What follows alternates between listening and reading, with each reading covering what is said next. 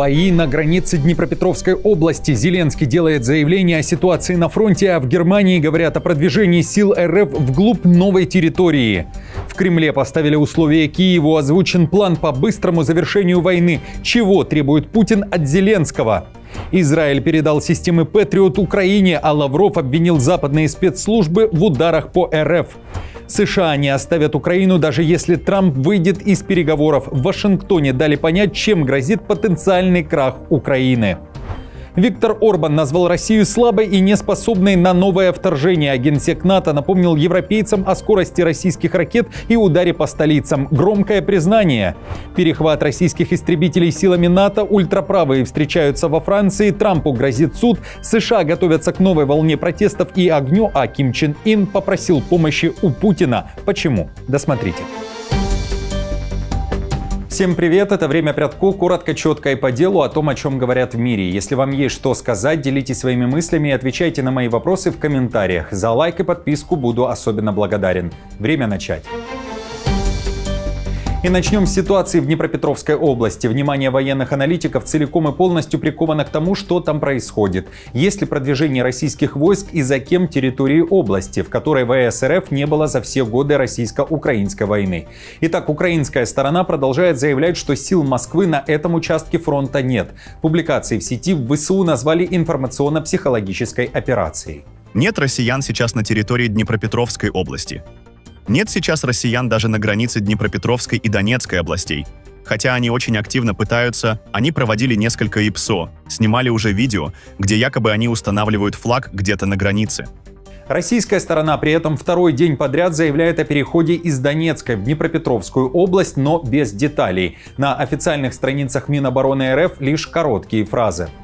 Подразделения группировки войск «Центр» продолжили продвижение в глубину обороны противника и увеличили площадь освобожденных территорий в Днепропетровской области. Помимо этого сообщения, накануне заявление прозвучало и из Кремля. Там уверяют, что наступление РФ в Днепропетровской области проводится в том числе в рамках создания буферной зоны в Украине. Это слова Пескова. Зеленский в своем вечернем сообщении и обращении не говорил о Днепропетровской области, но упоминал Покровск. Это один из больших городов Донецкой области, который находится в считанных километрах от границы с Днепропетровской областью. Зеленский говорил, что самые жестокие и интенсивные боевые действия ведутся как раз на Покровском направлении. При этом в сети обсуждаются кадры, как утверждаются, снятые на границе двух областей. Военный аналитик Бильд Юлиан Рёбке считает, что переход границы, вероятно, был, но есть и нюансы. Российские войска пересекли границу между Донецкой и Днепропетровской областями и провели показательные действия с флагами в 6 километров к юго-востоку от Новопавловки. Неясно, были ли они отброшены назад или закрепились на новых позициях в этом районе, который ранее удерживали украинские сухопутные войска. Перспективы Украины на поле боя против России явно ухудшились с приходом к власти Трампа. Путь Украины к безопасному и суверенному будущему стал намного сложнее. Настолько, что многие европейские наблюдатели погрузились в мрачный пессимизм. Об этом пишет издание Foreign Policy. Авторы материала дают понять, как Трамп может отказаться от роли посредника между РФ и Украиной. Но более вероятный сценарий заключается в том, что Трамп обвинит в провале как Москву, так и Киев за неподчинение его указаниям и откажется от активного участия в дипломатии, одновременно прекратив поставки американского оружия в Киев. Однако, что крайне важно, администрация Трампа не полностью откажется от Украины. США понимают, что потенциальный крах Украины приведет к слишком большим потерям для Вашингтона, сообщает издание, поэтому Вашингтон не прекратит предоставлять Украине разведданные, которые необходимы для наведения целей на поле боя. В то же время в России также говорят о своих целях и ракетах. В Кремле сделали заявление о том, что Москва оставляет за собой свободу действий в размещении ракет средней и меньшей дальности по истечению моратория на развертывание. Так или иначе, России придется реагировать на такие экспансионистские и агрессивные действия со стороны НАТО и стран-членов НАТО, новых членов НАТО, хорошо известных, которые находятся в непосредственной близости от наших границ. И, конечно, в какой-то момент, когда уже ничто не будет ограничивать наши действия, мы эту свободу действий за собой оставим. А еще в России вновь ставят условия Зеленскому. Глава переговорной группы Мединский заявил, что Москве война не нужна. И озвучил лишь одно требование, которое Украине необходимо выполнить. Признать 4 украинских области и Крым за Россией. Спустя какое-то время Украина вместе с НАТО, с союзниками вступит в НАТО, попробует его отвоевать, и это будет конец планеты. Это будет ядерная война. Мы не хотим, чтобы у нас создавался повод, гигантский Карабах, не признанный никем, из-за которого может разразиться ядерная война. Мы этого не хотим. Поэтому мы хотим остановиться, заключить полноценный мир и признать новые территории. Все. При этом, напомню, российский меморандум, представленный в Стамбуле, занимает несколько страниц. И там не только о признании территории, но и о выводе войск, численности ВСУ, снятии санкций, нейтралитете Украины, остановке мобилизации, выборах президента в Украине и не только. В Украине накануне дали понять, этот список невыполним для Киева и призвали к давлению на Москву. Вместо этого они бросили на стол в Стамбуле список ультиматумов, непригодных для дипломатии. Это еще раз демонстрирует, что нужно усиливать давление на Россию и на всех, кто помогает ей вести эту войну. Отмечу, что несмотря на взаимные обвинения, накануне состоялся обмен пленными между РФ и Украиной. Домой с обеих сторон вернулись военнослужащие возрастом до 25 лет. В Киеве заявляли, что теперь готовятся и к принятию тел солдат ВСУ. А Европа тем временем подбирает формулировки, что пообещать Украине на саммите НАТО в Гааге. Ведь предлагать членство в альянсе никто не собирается. Как минимум, мы должны повторить обязательство, что Украина должна быть в НАТО в будущем, а также договориться о дополнительной помощи Украины, которая так необходима. Потому что пока мы не видим никаких признаков того, что Путин уменьшит количество своих атак или снизит обороты и продемонстрирует хотя бы что-то, что обещало бы скорое перемирие. Украинское небо от российских атак защищают системы Патриот, которые передал Израиль. О такой переданной помощи Киеву заявил посол Израиля в Украине. Это израильские системы, которые были на вооружении Израиля в начале 90-х. Мы согласились их передать Украине.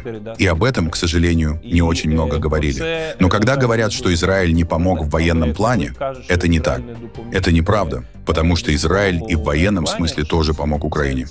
Тем временем Лавров обвиняет Запад и в другой помощи Украине. Говорит, что атаки, которые были совершены Украиной по территории России, это дело не только украинцев, но и британцев. Кроме того, в МИД РФ заявляют, что существует нарастание террористической угрозы. Детали Лавров не приводит. Очевидно, что делается все украинской стороной, но она была бы беспомощна без поддержки, хотел сказать, англосаксов, но теперь придется без саксов, просто без поддержки англичан, хотя кто знает, может быть, там по инерции еще и какие-то спецслужбы США участвуют, но британцы-то 100%. Взаимное обвинение в адрес России полетело и из уст генсека НАТО Рютте. Тот вновь уверяет, что опасность для Альянса со стороны Москвы не исчезнет даже после окончания войны в Украине. А российские ракеты могут очень быстро долететь до европейских столиц. В НАТО заговорили о защите неба над Европой. Министры обороны НАТО согласовали амбициозные новые цели. Точные детали засекречены, но нам нужен рост противовоздушной и противоракетной обороны на 400%. Мы видим на Украине, как Россия наносит удары с воздуха, поэтому мы укрепим щит, защищающий наше небо. Нашим военным также нужно на 1000 больше бронемашин и танков, миллионы дополнительных артиллерийских снарядов, и мы должны удвоить наши вспомогательные возможности, такие как логистика, снабжение, транспортировка и медицинская поддержка. В то же время слабой Россию назвал премьер Венгрии Орбан. Он не верит в заявления западных разведок и говорит, что силы Москвы не пойдут на Европу. Предлагаю послушать. Потому что русские слишком слабы для этого. Они не могут даже победить Украину, так что они не в состоянии атаковать НАТО. Тогда почему вы против того, чтобы Украина защищалась? Украина — суверенная страна, как и ваша. Кажется, вы отказываете ей в этом праве. У Украины есть полное право защищаться, и она делает это героически. Друзья, что думаете о словах Орбана, а также о словах генсека НАТО Рюте и заявлениях Лаврова? И, кроме того, как вы считаете, как относятся в Киеве к заявлениям Мединского? Пишите в комментариях. В то же время Орбан после слов о слабости России отправился еще и во Францию на масштабный митинг ультраправых, где лидер нацобъединения Марин Ле Пен вместе с союзниками из разных стран ЕС устроила словесную атаку на Евросоюз, миграционную политику и всевластие брюссельских бюрократов. Ле Пен заявила об ударе по демократии. Митинг собрал около 5000 сторонников. Посмотрите, что происходит во Франции, где меня, главного оппозиционного лидера, в нарушение всех правовых принципов пытаются лишить права баллотироваться на президентских выборах.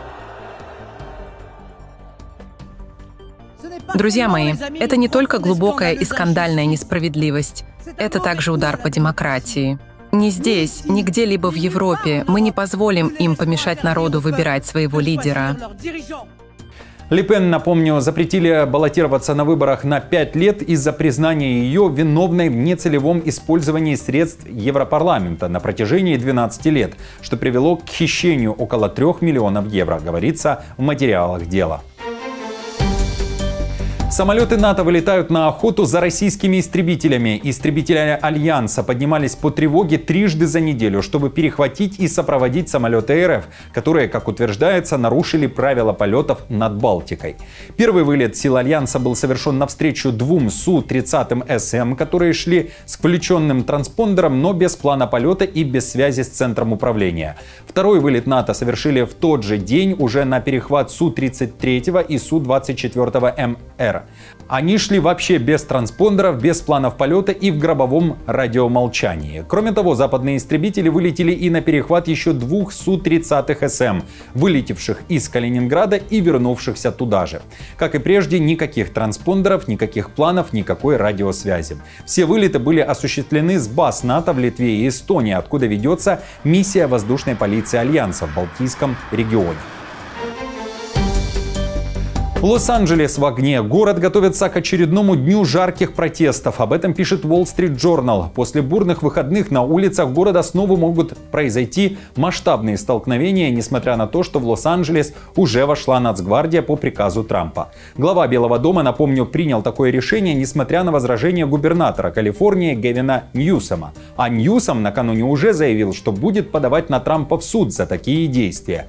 Американский президент отреагировал и на это, намекнул, что был бы не против ареста самого губернатора. Сам же республиканец считает, что поступил правильно, свое решение назвал отличным, а протесты насильственными беспорядками. В Белом доме считают, что силы Нацгвардии уберегли Лос-Анджелес от полного разрушения. Досталось от Трампа и мэру города Карен Басс, которой он дал понять, что пора выразить благодарность. Вместо этого они предпочитают лгать народу Калифорнии и Америки, утверждая, что мы были не нужны и что это мирные протесты. Один взгляд на фотографии и видео насилия и разрушений говорит вам все, что нужно знать. Мы всегда будем делать то, что необходимо, чтобы обеспечить безопасность наших граждан, чтобы вместе мы сделали Америку снова великой. Напомню, что протесты в Лос-Анджелесе вспыхнули из-за рейдов службы иммиграции и таможенного контроля, направленных на арест нелегальных иммигрантов в районах с преимущественно с латиноамериканским населением. Удар по губам. В Латвии спецслужбы открыли дело против депутата, который кричал о русских в парламенте. Служба госбезопасности всерьез занялась Алексеем Росликовым, которого активно поддержала Россия и, в частности, Медведев после речи в Сейме. Теперь Росликов является подозреваемым в деле о предоставлении помощи государству-агрессору России и разжигании национальной вражды и ненависти. 5 июня во время рассмотрения декларации о преступной русификации, цель которой установить ограничения на использование русского языка в публичной жизни Латвии, Росликов выразил свой протест. Он выступил против включения декларации в повестку заседания и закончил свое выступление фразой на русском языке. Хотя использование русского языка на заседании парламента и при общении с гражданами запрещено регламентом. Нас больше русский язык, наш язык. Вот!